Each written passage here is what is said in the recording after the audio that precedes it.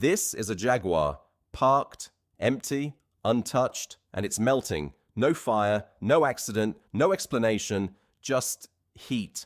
Impossible heat, blasting from somewhere above, somewhere no one thought to look. London, 2013. A £300 million skyscraper was quietly weaponizing the sun, and it was aiming directly at the street below. They called it the Walkie Scorchie, 20 Fenchurch Street, a skyscraper unlike anything London had seen, narrow at the base, flaring wide as it climbed toward the sky. The shape wasn't an accident. It was ambition, more space, more light, more profit. The higher you went. Architect Raffaele Vignoli called it visionary.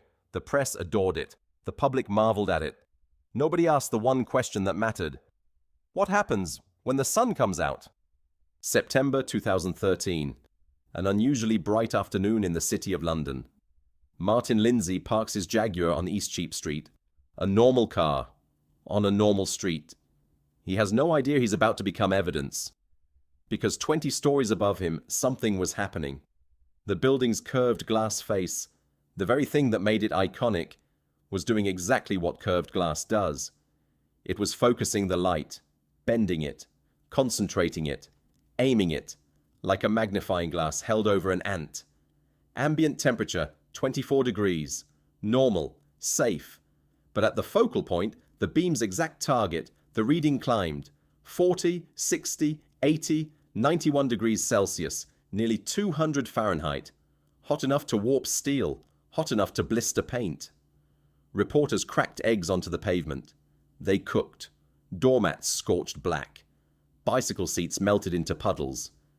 Inside a nearby barbershop, the glare was so blinding, staff handed out sunglasses just to keep working. For nearly 2 hours a day, for weeks every summer, a £200 million icon of modern engineering had quietly become a functioning death ray, and nobody had modelled for it. Here's the part that should terrify you. This wasn't the first time. 3 years before London ever heard the word Walkie Scorchie on the other side of the planet in Las Vegas, the same mistake was already burning. 2010, the Vdara Hotel, designed by the same architect, Raffaele Vignoli. The same concave glass, the same curved sweeping face turned toward the sun. Poolside guests started screaming, not from fear, from pain. Their hair was singeing. Plastic cups were melting into puddles by the loungers. Staff had a nickname for it before the press even arrived. The Vdara Death Ray.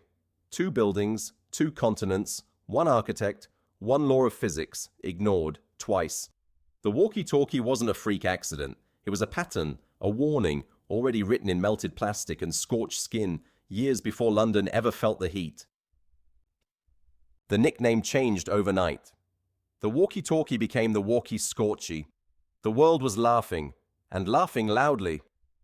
Within days, engineers threw up an emergency screen, a scaffold shield bolted on to block the beam, a patch, not a solution. The real fix came a year later. Permanent aluminum fins bolted across the lower floors. The sleek curve, the very thing that made it famous, was scarred forever just to make it safe. Developers quietly paid out for the damage.